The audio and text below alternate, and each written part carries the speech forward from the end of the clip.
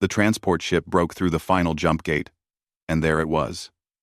Terminus 7 hung in space like a massive silver wheel, spinning slowly against the backdrop of distant stars. Hana pressed her face against the viewport, her breath fogging the glass as she stared at the enormous station. She had never seen anything so big.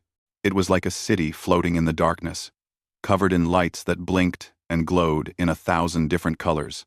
"Stay close to us when we dock," her father said. Ambassador Tay stood behind her, one hand on her shoulder. He wore his formal diplomatic robes, the ones that made him look important and serious. "This station has over 10,000 beings from hundreds of different species. Many of them have never seen a human before. Will they be friendly?" Hana asked. She was 7 years old, and everything about this journey excited her. They had traveled for 3 weeks to reach this place, and her mother had told her stories every night about the aliens they would meet. "Some will be," her mother answered. Dr. Yuna knelt beside Hana, smiling warmly. "Some will be curious. Some might be afraid of us, just like we might feel nervous around them. But that's okay. We're here to learn about each other." The docking process took almost an hour.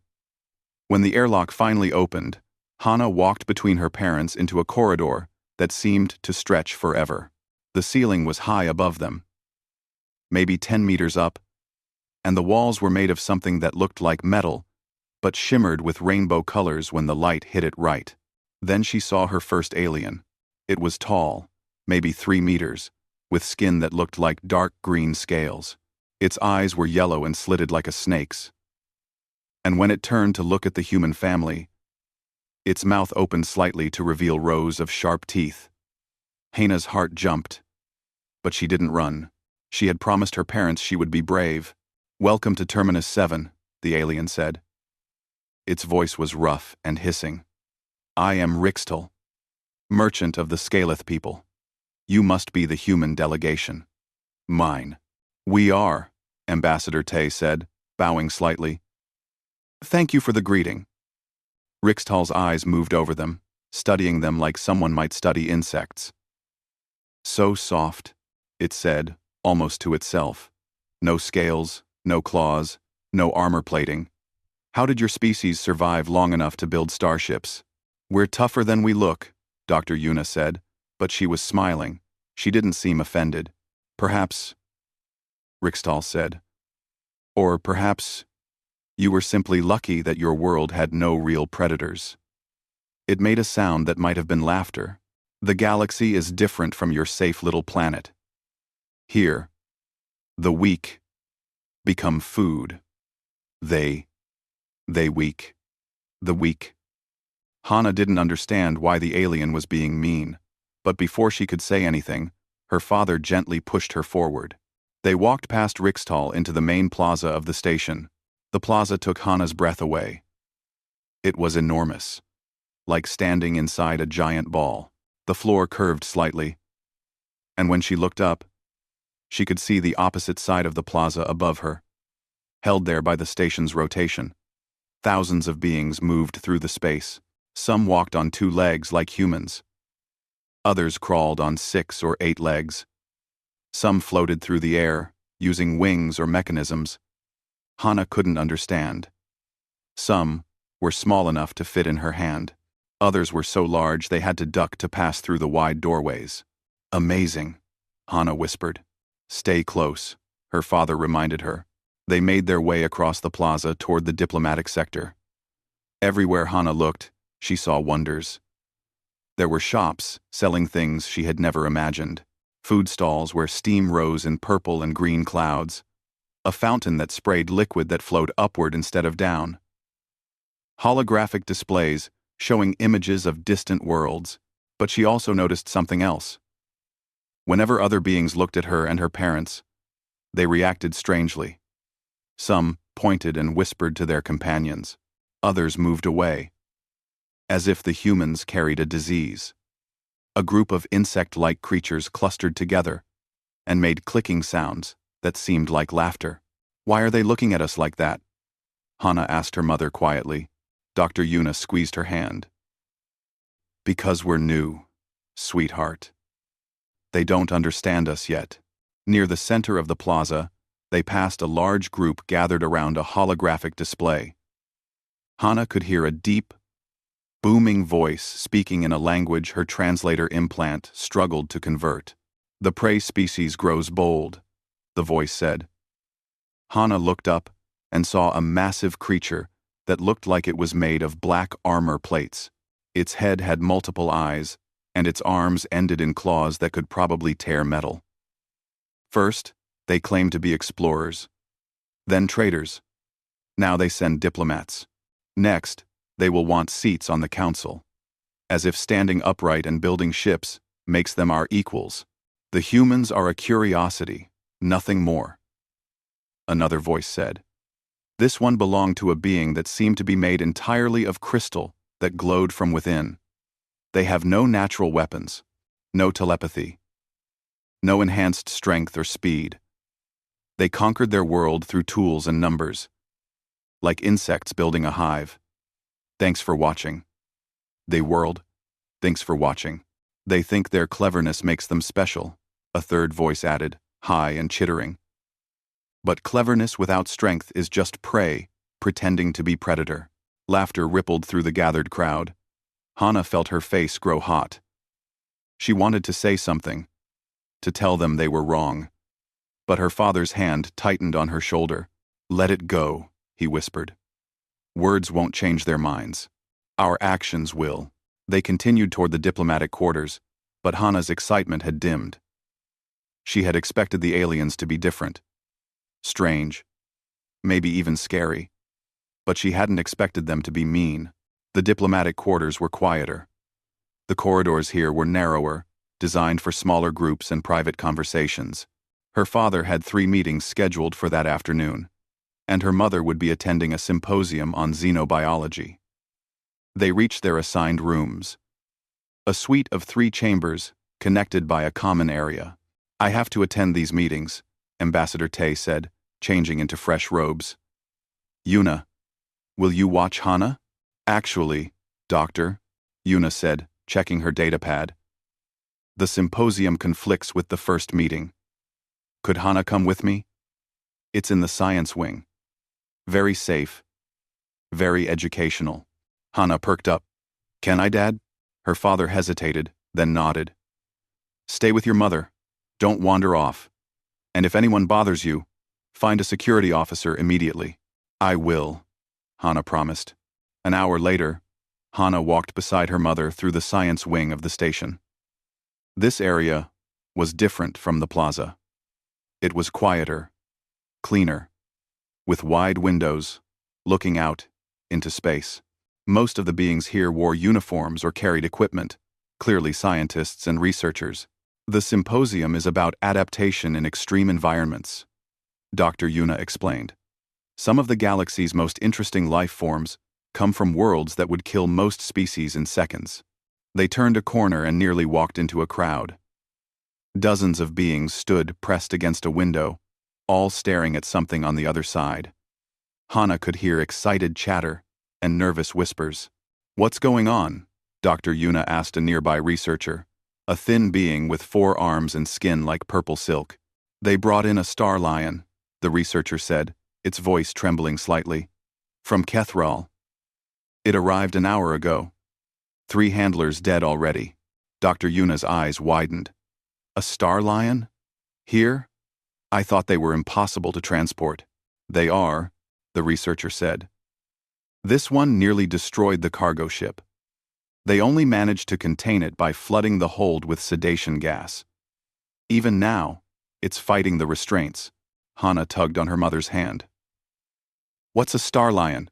The researcher looked down at her, and Hana saw something like pity in its multiple eyes. "A death sentence in animal form, little one. An apex predator from a world where everything wants to kill you.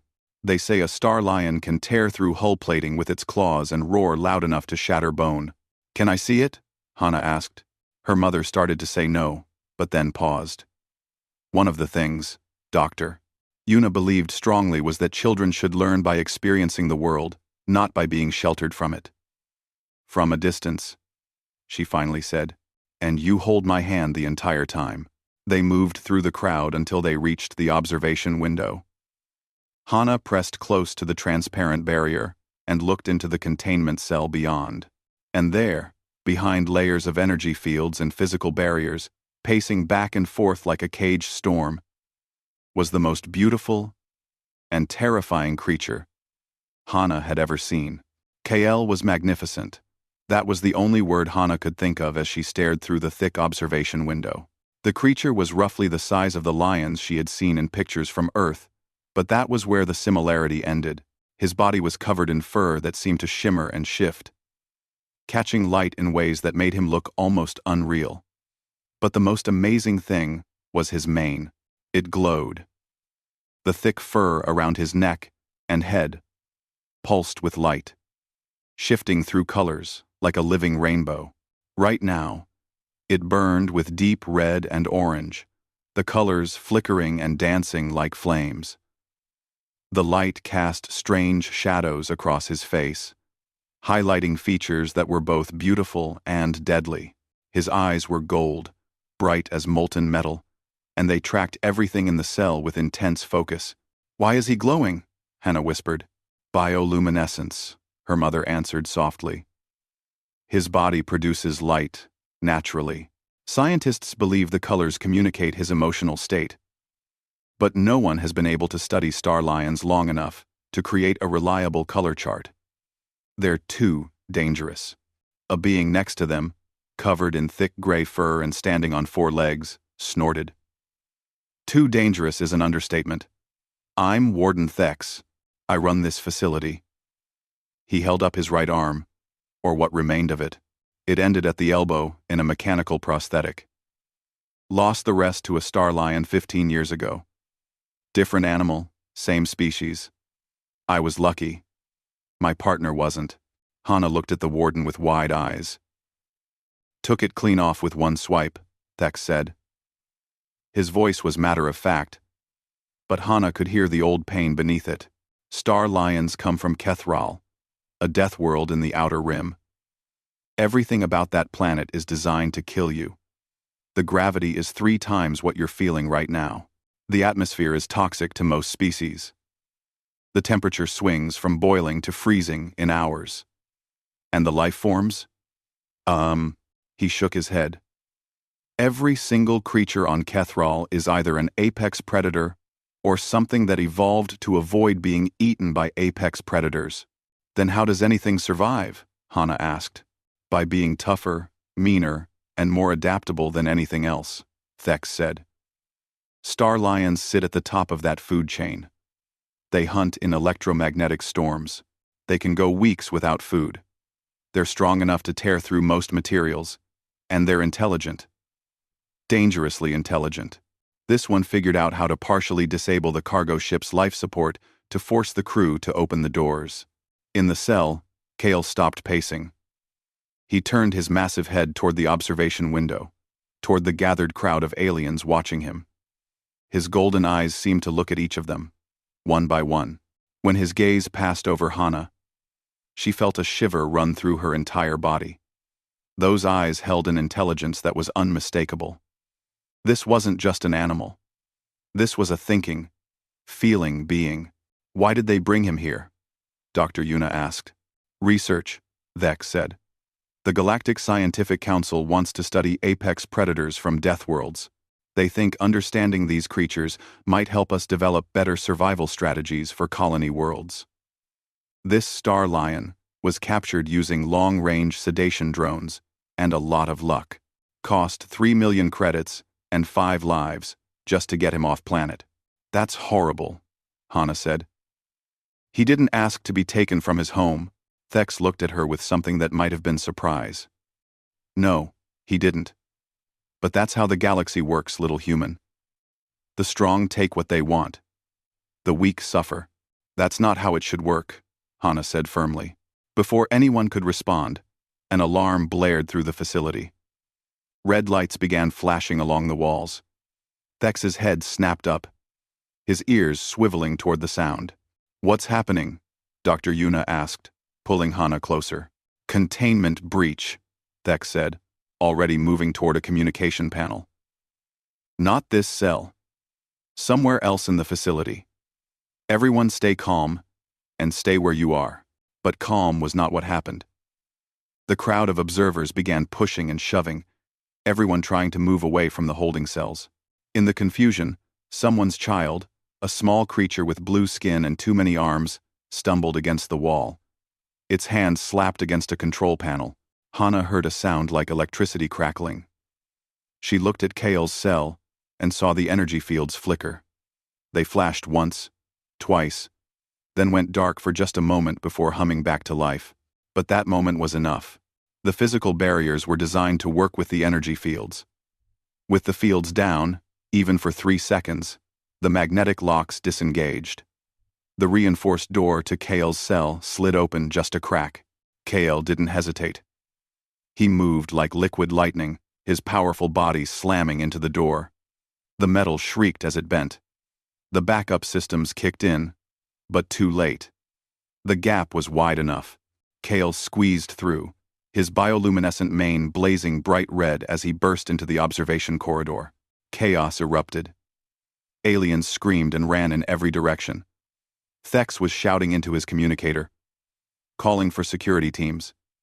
The alarm changed pitch, becoming more urgent.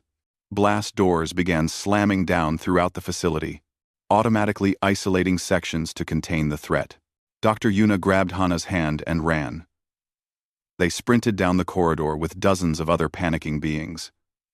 Hana looked back over her shoulder and saw Kale standing in the middle of the hallway. His mane was brilliant red and orange, colors that pulsed like a heartbeat. He turned his head, surveying all the running prey, and Hana saw his muscles bunch. He was going to chase them. "Mom!" Hana yelled.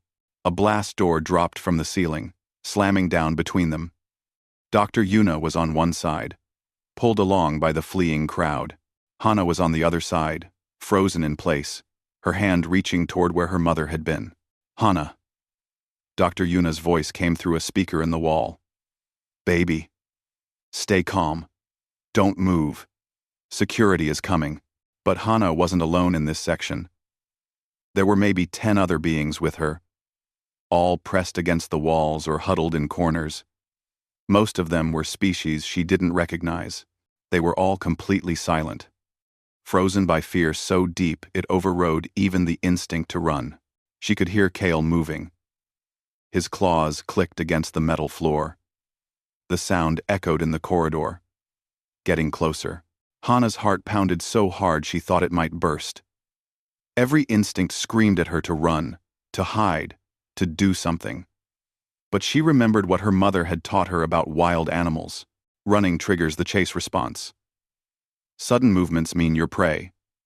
The best thing to do is stay calm, stay still, and show you're not a threat. Of course, her mother had been talking about wolves and bears, not alien apex predators from death worlds. Kale rounded the corner. In the confined corridor, he looked even bigger than he had in the cell. His mane cast red and orange light across the walls, making everything look like it was on fire. His golden eyes swept over the huddled aliens, and his lips pulled back slightly, revealing teeth that looked like they were made of crystal. They gleamed sharp and deadly in the bioluminescent glow. One of the aliens, a thin creature with too many legs, made a high-pitched noise of pure terror. The sound triggered something in Kale. His head snapped toward the movement. His mane flared brighter, his haunches tensed, and then the alien ran. It skittered down the corridor on its multiple legs, driven by panic. Several others broke at the same time, their fear overcoming their sense. They scattered like leaves in wind, each one trying to find safety. Kale's predator instinct kicked in. Hana could see it happen. His eyes locked onto the running prey. His muscles coiled. He prepared to pounce, but before he could move, Hana stepped forward. She didn't plan it. She didn't think about it. She just knew that if Kale started chasing, started hunting, people were going to die. And maybe it was foolish. Maybe it was the stupidest thing she had ever done. But she couldn't just stand there and watch. "Hey," she said. Her voice came out small and shaky. But it was enough. Kale's head swiveled toward her. Hey, it's okay. Nobody needs to get hurt. The Star Lion focused on her completely. His mane shifted, the colors cycling from red to orange to yellow. His golden eyes studied her with an intensity that made her skin prickle. He took a step toward her. Red eye, then another. Each movement was deliberate, controlled, the movement of a predator who knew exactly what it was doing. Hana could hear her mother's voice through the speakers in the wall, desperate and afraid. Hana, don't move. Please, baby, just stay still. She could hear other voices too, deeper ones, probably security forces preparing to storm the corridor. Someone was arguing about whether to use weapons or gas. Another voice was saying that any aggressive action might set the Star Lion off, might trigger a killing frenzy. But Hana focused on Kale. She met his golden eyes and did something her father had taught her. When you're scared but need to be brave, control your breathing. Make it slow and steady. It helps you think clearly, and it helps others see your calm. She breathed in slowly through her nose, out through her mouth. In, out. Her heart was still racing, but her hands stopped shaking. Kale was close now, just a few meters away. This close, she could see details. The way his fur caught the light. The crystalline structure of his fangs. The intelligence in those golden eyes, sharp and aware. His mane continued to shift colors, moving from yellow to something she hadn't seen before. A pale blue, soft, and almost hesitant. You're not mean, Hana said softly. You're just scared. They took you from your home, put you in a cage. That must have been so scary. Kale tilted his head slightly, as if trying to understand. His mane flickered, blue mixing with green now. Hana's legs felt like they might give out beneath her, but she kept standing. The air around him seemed to shimmer, charged with some kind of energy she didn't understand. His breath smelled strange, like metal mixed with something sharp and clean, like the smell after lightning strikes. Behind her, she could hear frantic voices through the communication system. Her father was there now. She recognized his voice even through the distortion.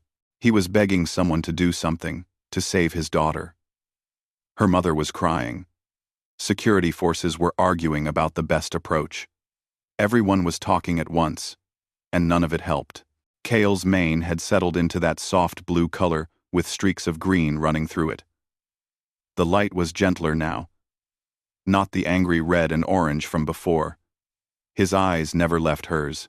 They stared at each other, human child and alien predator, separated by less than 2 meters and an impossible gulf of evolution. I know you understand me, Hana said quietly. Maybe not the words, but the feeling. I'm not going to hurt you. I can't hurt you. I'm too small, and you're too strong. But I'm not running either, because I think you're tired of everyone being afraid of you. The Star Lion made a sound. It was low and rumbling, starting deep in his chest. It vibrated through the air, and Hana felt it in her bones. It wasn't a growl exactly. It was something else. Something she had never heard any animal make before. It sounded almost like sadness. Through the speakers, someone was counting down. Breach team, in position in 30 seconds. Loading tranquilizer rounds. If the creature makes any aggressive move toward the child, we fire immediately. No. Dr. Yuna's voice was sharp. You saw what happened when the handlers tried to tranquilize him on the cargo ship. He killed 2 of them before the drugs took effect. If you shoot him while he's this close to Hana, he'll have time to. She didn't finish the sentence. She didn't need to. Everyone knew what could happen. A Star Lion could kill a human child in less than a second. Even while dying, Hana swallowed hard. Her mouth was dry and her hands were shaking again. But she kept her eyes on Kale. Please don't hurt me, she whispered. I don't want them to hurt you either. Very slowly, moving like she was underwater, Hana lowered herself to the ground. She sat cross-legged on the cold metal floor, making herself smaller, less threatening. It was something she had learned from her mother's work. When approaching nervous animals, make yourself seem small and unthreatening. Move slowly. Let them come to you. Of course, her mother's work had been with earth animals, species that humans had lived alongside for thousands of years, not apex predators from death worlds that had never seen a human before. But Hana didn't know what else to do. Kale watched her sit, his head tilted again, that curious gesture that made him look almost like a confused dog. If dogs were massive, deadly predators with glowing manes. He took another step closer. His paw was huge, bigger than Hana's whole head, tipped with claws that looked sharp enough to cut through metal. He placed it on the ground, just centimeters from her knee. "Breach in 15 seconds, the voice said over the speakers. "Child, if you can hear me, close your eyes and cover your head.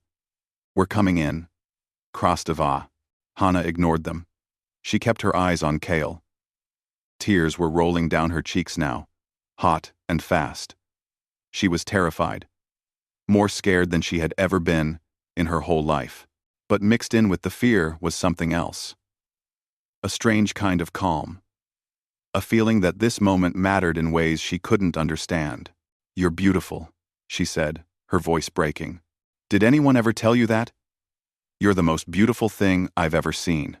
Kale lowered his massive head. His mane was glowing softly now, pale blue and green mixing together in gentle waves. He brought his face close to hers, so close that his whiskers nearly touched her cheek. And then he did something that made everyone watching through the security cameras gasp. He sniffed her.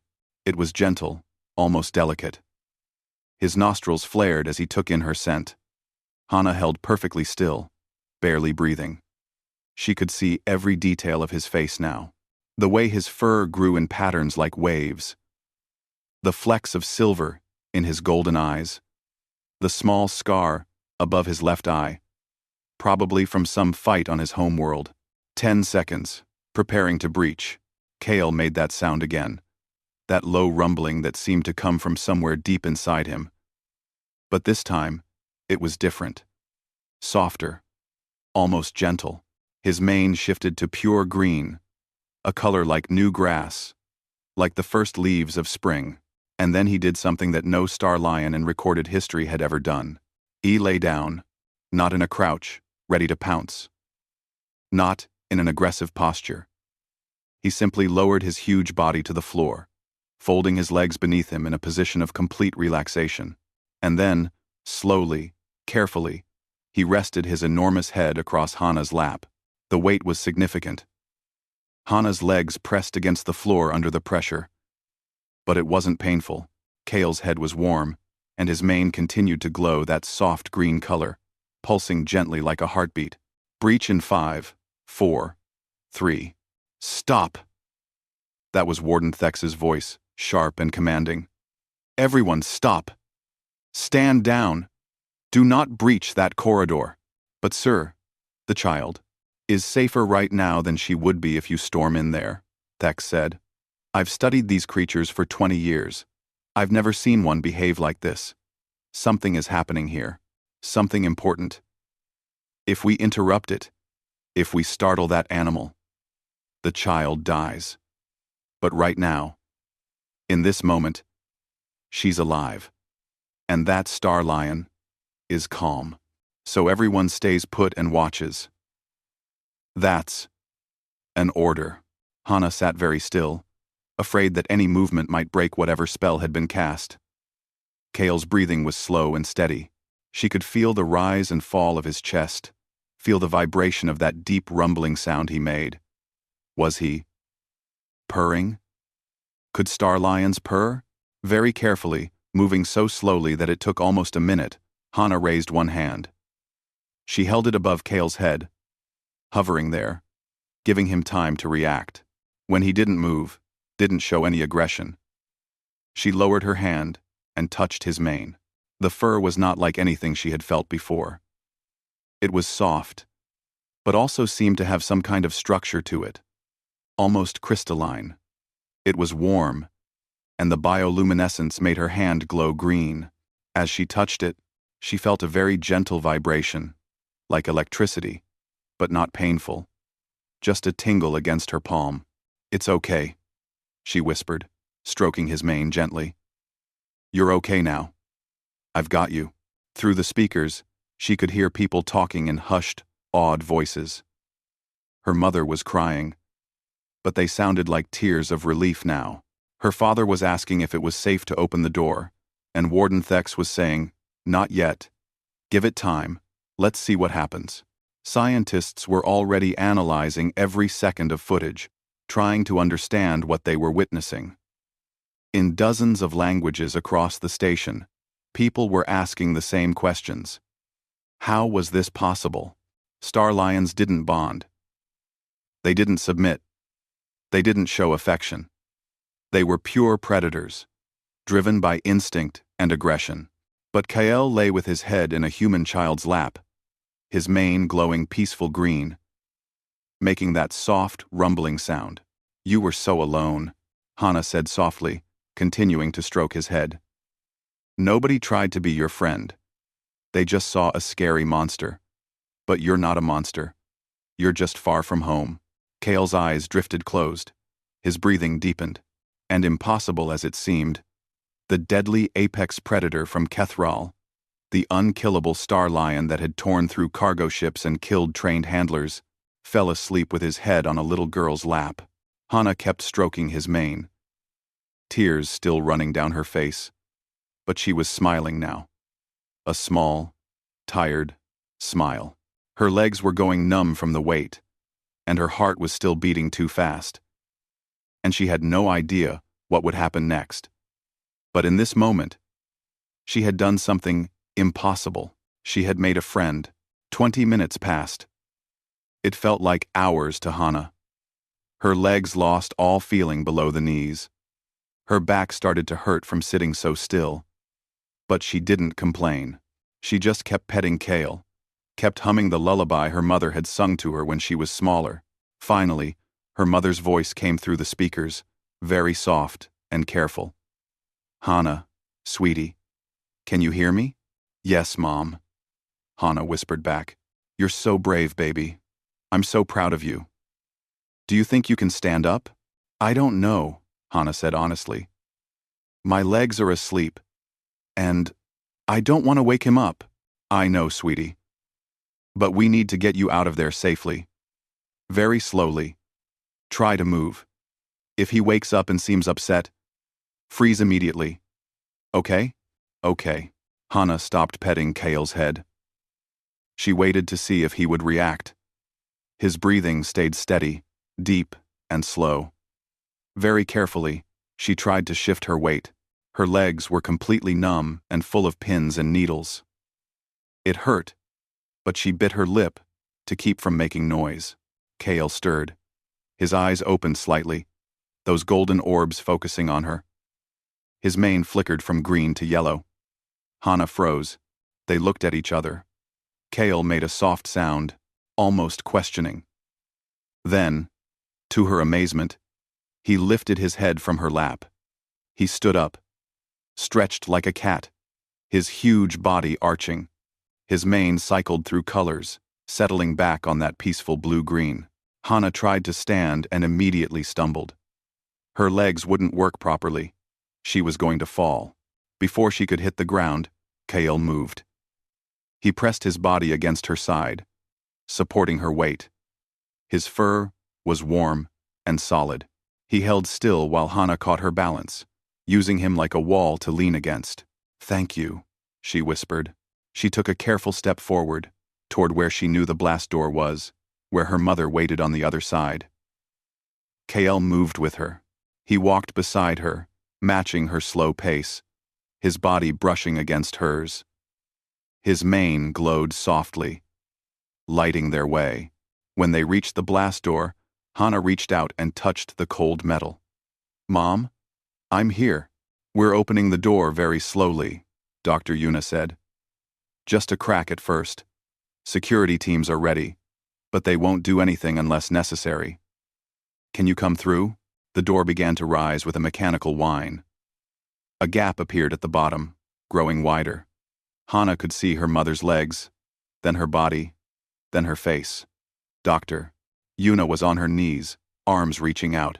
Hana started to move forward, then stopped. She turned to look at Kale. The Star Lion stood there, his head tilted in that curious way. His mane flickered yellow and blue, colors mixing. "Will you come with me?" Hana asked.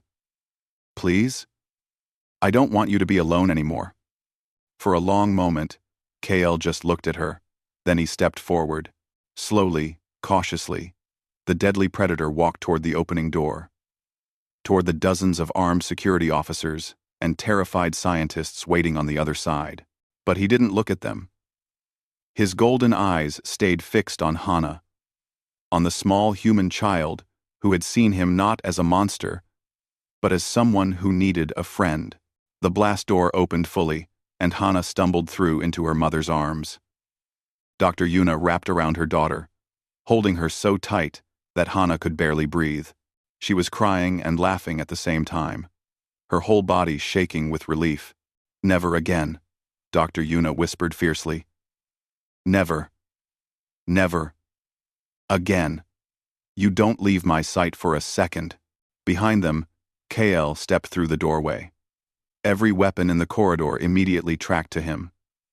Dozens of security officers stood in formation, their plasma rifles charged and ready. More beings lined the walls, scientists and officials and curious onlookers who had heard about the impossible thing that had just happened. Kale's mane flared red for just a moment, responding to the threat. His lips pulled back, showing those crystal fangs. A low growl rumbled from his chest. "Don't!" Hana pulled away from her mother and turned to face the security team. "Don't point weapons at him. You're scaring him. That thing is dangerous," one of the officers said. He was a tall being covered in blue scales, his rifle aimed steadily at Kale's head. "It's killed multiple beings. It needs to be contained." "He was scared and alone," Hana said. "You would fight too if someone put you in a cage." Warden Thex pushed through the crowd. His mechanical arm whirred softly as he moved. He looked at Kale, then at Hana, then back at the Star Lion. His expression was unreadable. "Lower your weapons," he said quietly. "Sir, that's not protocol." "I said lower them." Thex's voice was firm. "That's an order. Now." Slowly, reluctantly, the officers lowered their rifles. Not all the way down, but enough that they weren't directly aimed at KL anymore.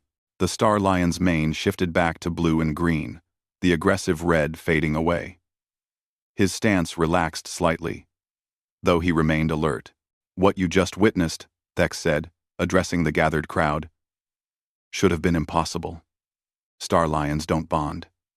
They don't show submission. They're apex predators driven by instinct, not emotion." He paused. "At least, that's what we thought.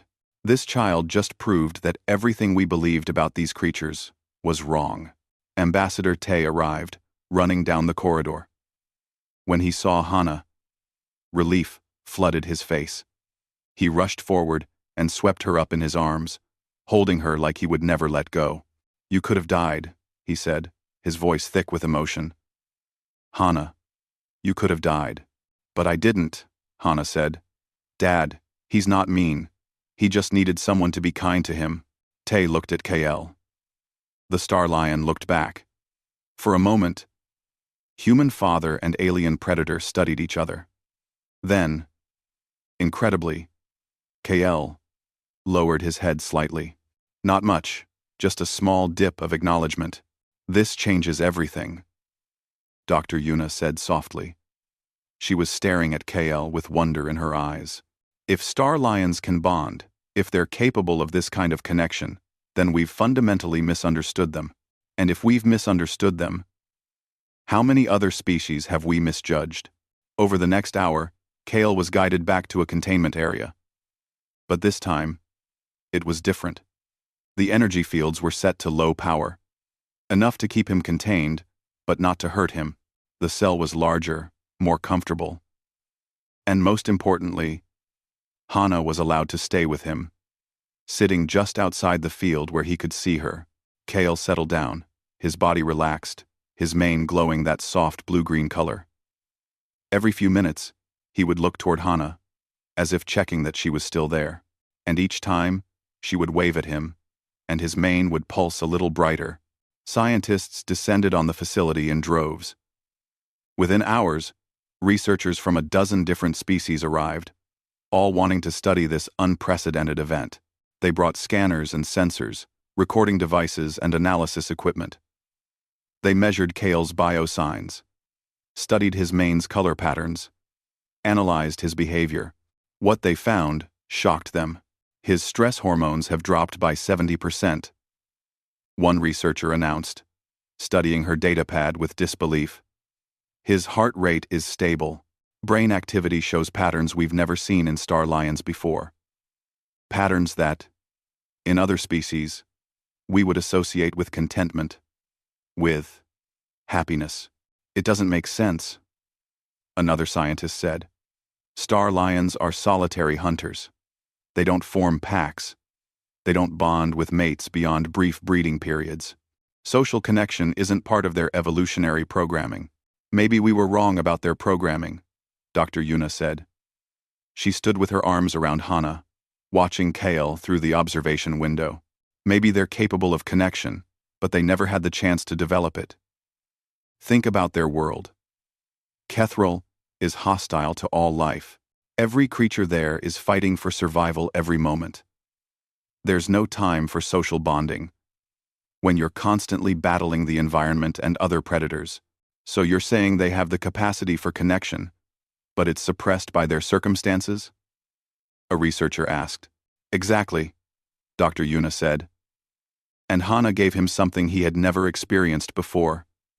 Safety, kindness, trust.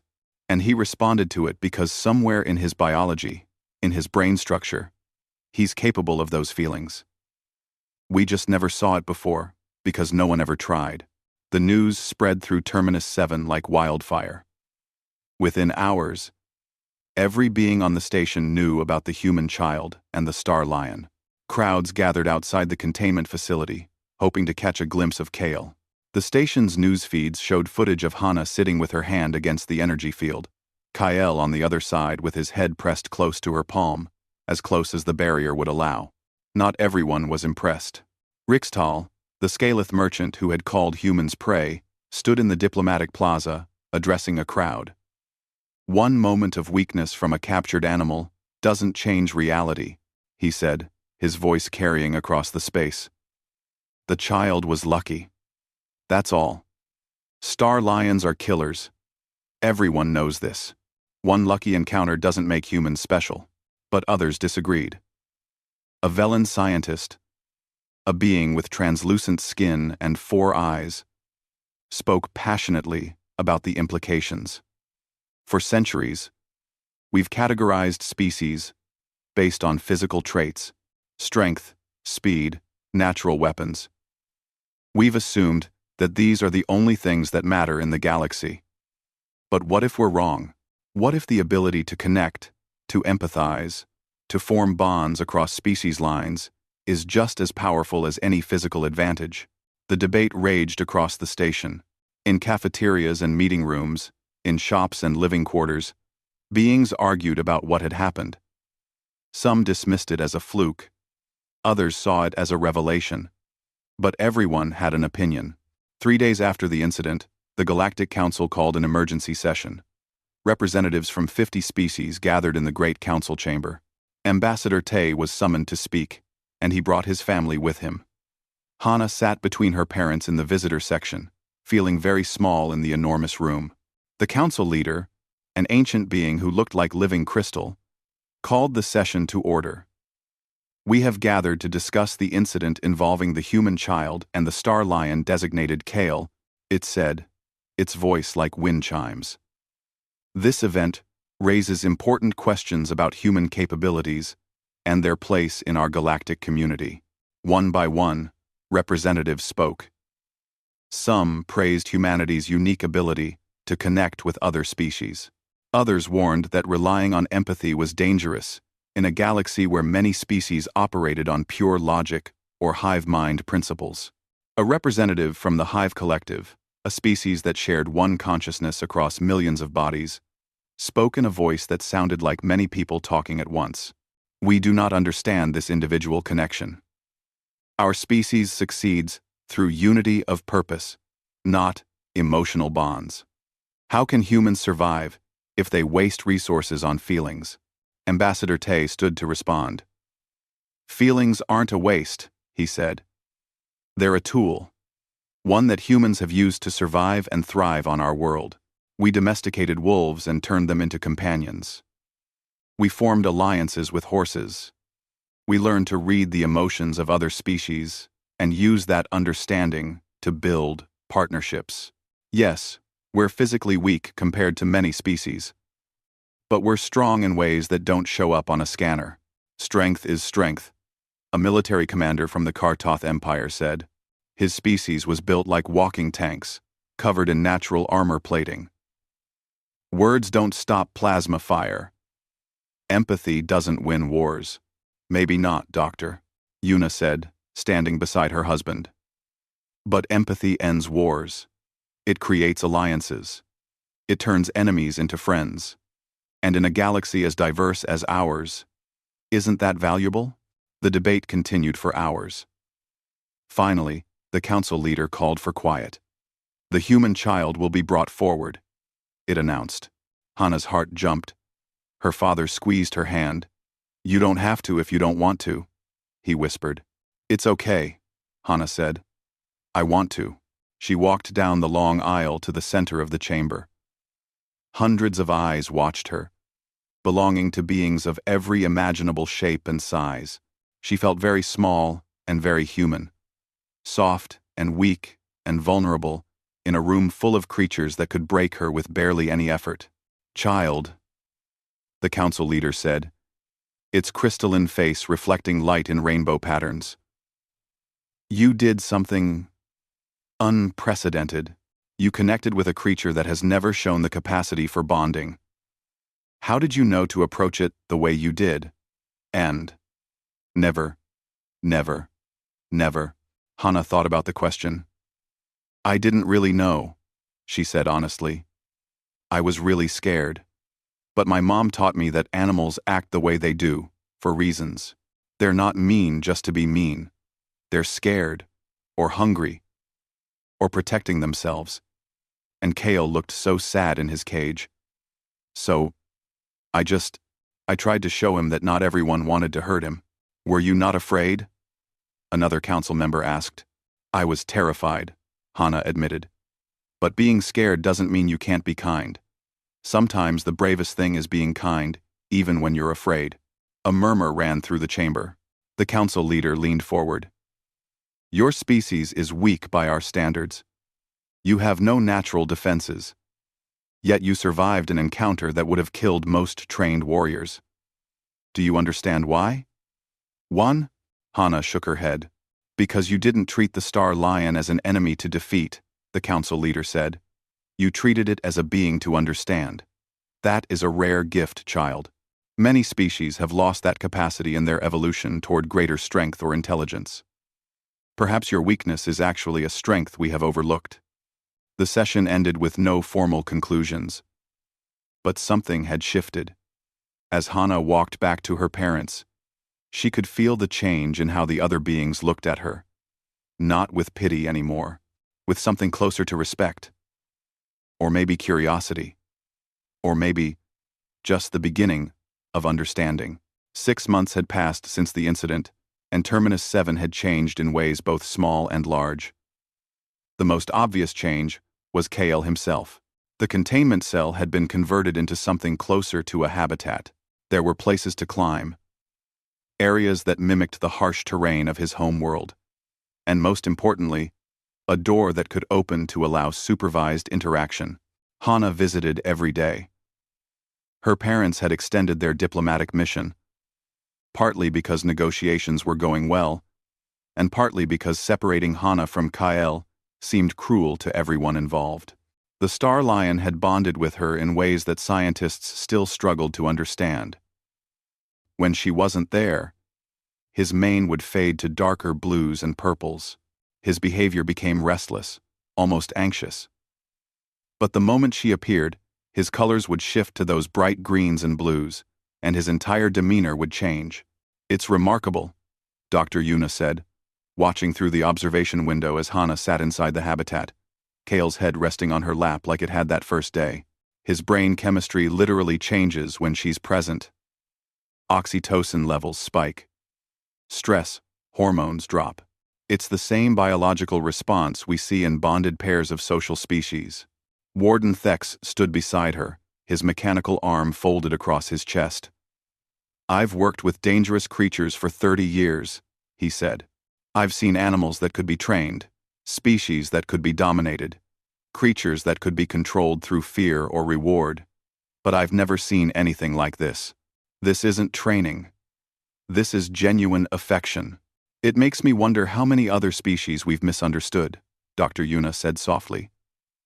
"How many creatures we've labeled as monsters, simply because we never tried to understand them." The story of the human child and the star lion had spread far beyond Terminus 7. It had been transmitted across the galactic network, discussed in scientific journals and news programs, debated in academic institutions and military academies across hundreds of worlds. Some species dismissed it as an anomaly. Others saw it as proof that humanity brought something unique to the galactic community. But the real test came when the Shriektar crisis began. The Shriektar were a hive-mind species from the far reaches of the galaxy.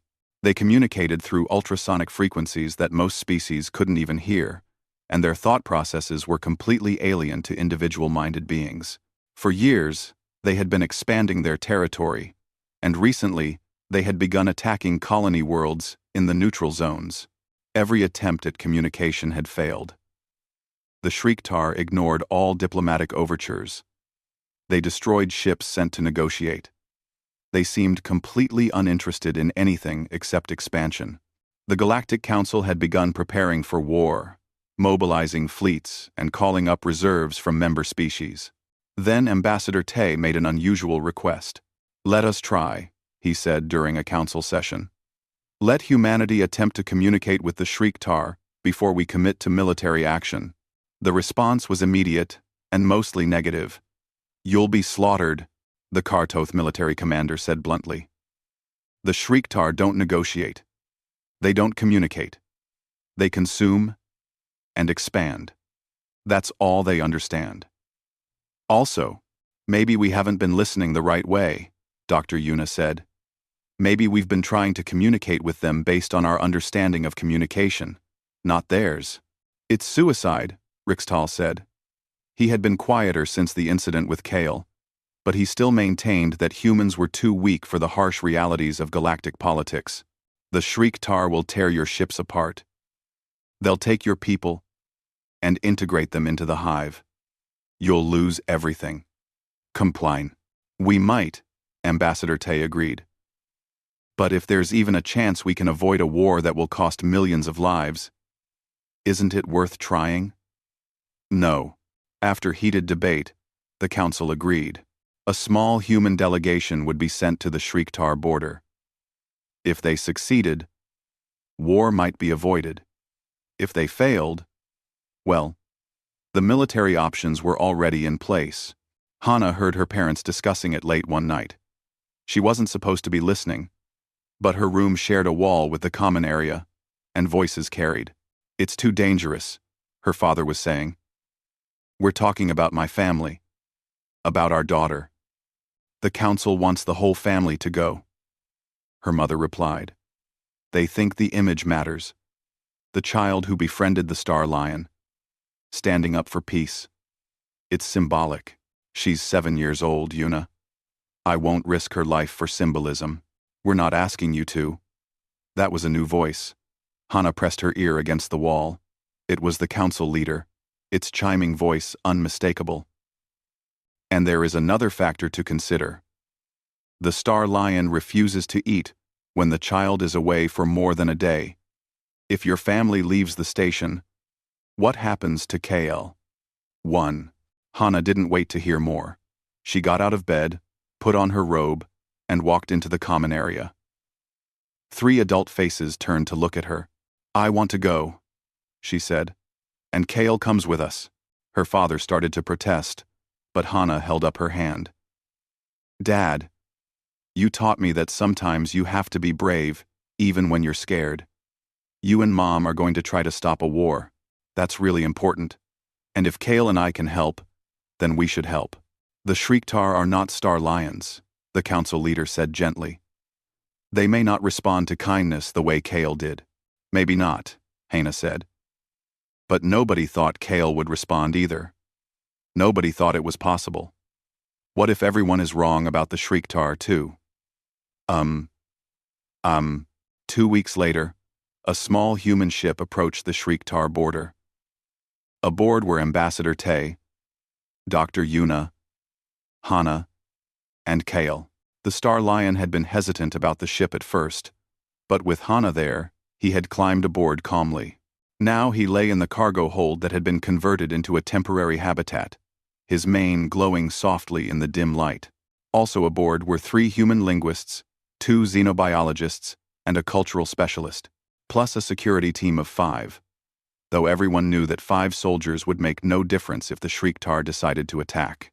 As they crossed into Shriektar space, alarms didn't sound. No weapons locked onto them. But the silence was somehow worse than an attack would have been. It felt like being ignored by something vast and incomprehensible. "They know we're here," one of the linguists said, studying sensor readings. "Our presence triggered responses in their communication frequencies. They're aware of us. They're just choosing not to respond." "Keep broadcasting," Ambassador Tay said. "All frequencies. Tell them we come in peace. Tell them we want to understand." They drifted deeper into Shriektar space. Hours passed. Then days. They sent messages constantly, but received no response. The crew began to wonder if this mission was pointless, if the Shriektar simply didn't care about anything outside their hive mind. On the 3rd day, something changed. The ship's sensors detected movement. Massive movement.